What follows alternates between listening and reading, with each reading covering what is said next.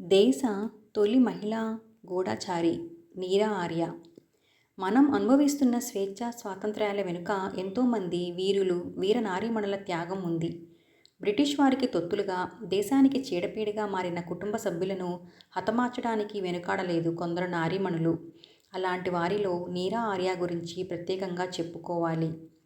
నేతాజీ సుభాష్ చంద్రబోస్ స్థాపించిన ఆజాద్ హింద్ ఫౌజ్ సైన్యంలో చేరిన ఆమె దేశ స్వాతంత్ర సంగ్రామంలో చురుగ్గా పాల్గొన్నారు. దేశ తొలి మహిళా గూఢచారిగా పేరు పొందారు.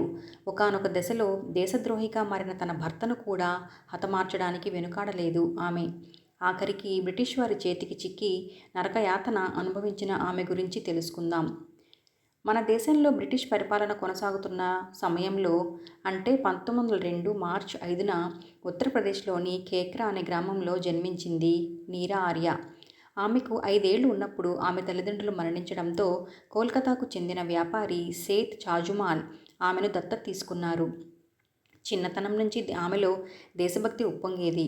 ఎప్పటికైనా తను స్వాతంత్ర్య పోరాటంలో పాలుపంచుకోవాలని కోరిక ఉండేది. ఆమె తండ్రికి మాత్రం తన కూతురు ఇలా ఆలోచించడం నచ్చేది కాదు.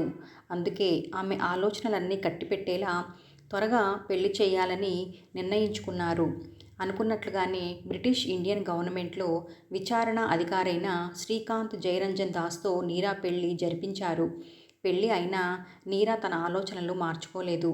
అదే సమయంలో నేతాజీ సుభాష్ చంద్రబోస్ స్థాపించిన ఆజాద్ హింద్ ఫౌజ్ సైన్యంలో చేరి బ్రిటిష్ వారి రహస్యాలు తెలుసుకునే దేశ తొలి మహిళా గూఢచారిగా ఎంపికయ్యారు. తన భార్య నేతాజీ సైన్యంలో చేరిందనే విషయాన్ని తెలుసుకున్న భర్త ఆమెను వారించడానికి ప్రయత్నించాడు.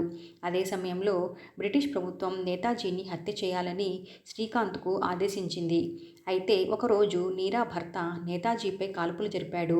త్రుటిలో ప్రమాదం నుంచి తప్పించుకొని నేతాజీ ప్రాణాలతో బయటపడ్డారు. అక్కడే ఉన్న నీరా ఆ కాల్పులకి కారణం తన భర్తే అని తెలుసుకుని అక్కడికక్కడే భర్త ప్రాణాలు తీసేసింది. ఆమెను వెంటనే కాలాపాని అంటే అండమాన్ జైలుకు తరలించి జీవిత ఖైదు విధించారు. జైల్లో నీరా బ్రిటిష్ సైనికుల చేతుల్లో నరకయాతన అనుభవించింది. తనకి ఎదురైన ఓ హృదయ విదారక ఘటన గురించి తన ఆత్మకథలో రాసుకుంటూ, విచారణ ముగిశాక నన్ను అండమాన్ జైలుకు తీసుకెళ్లారు. అక్కడ గాలి వెలుతురు లేని ఒక చిన్న గదిలో గొలుసులతో బంధించారు. అదే సమయంలో ఓ కమ్మరి నా వద్దకు వచ్చి నా చేతి గొలుసులను కత్తిరించే క్రమంలో నా చర్మాన్ని కూడా కొంత కత్తిరించారు. అలాగే కాలి గొలుసులు తొలగించేటప్పుడు 2-3 సార్లు సుత్తితో నా ఎముకలపై బలంగా కొట్టాడు. ఆ సమయంలో జైలరు నా దగ్గరకు వచ్చి, నేతాజీ ఎక్కడున్నాడో చెప్పు, నిన్ను వదిలేస్తాం అన్నాడు. నేతాజీ విమాన ప్రమాదంలో మరణించారు. ఈ విషయం అందరికీ తెలుసు, నీకు తెలియదా అని బదులిచ్చా. అయినా ఆ జైలర్ నా మాటలో నమ్మకుండా మళ్ళీ అదే ప్రశ్న వేశాడు. అవును, నేతాజీ బ్రతికే ఉన్నాడు. నా గుండెల్లో, నా ఆలోచనల్లో ఉన్నాడు అన్నాను.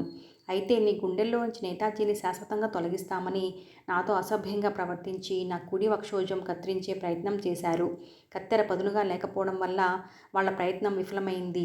ఇలా రోజుకో గండాన్ని దాటుకుంటూ వచ్చిన ఆమెకు దేశానికి స్వాతంత్ర్యం వచ్చిన తర్వాత విముక్తి లభించింది. 1998 జూలై 26న నీరా ఆర్య తుది శ్వాస విడిచారు. జై హింద్.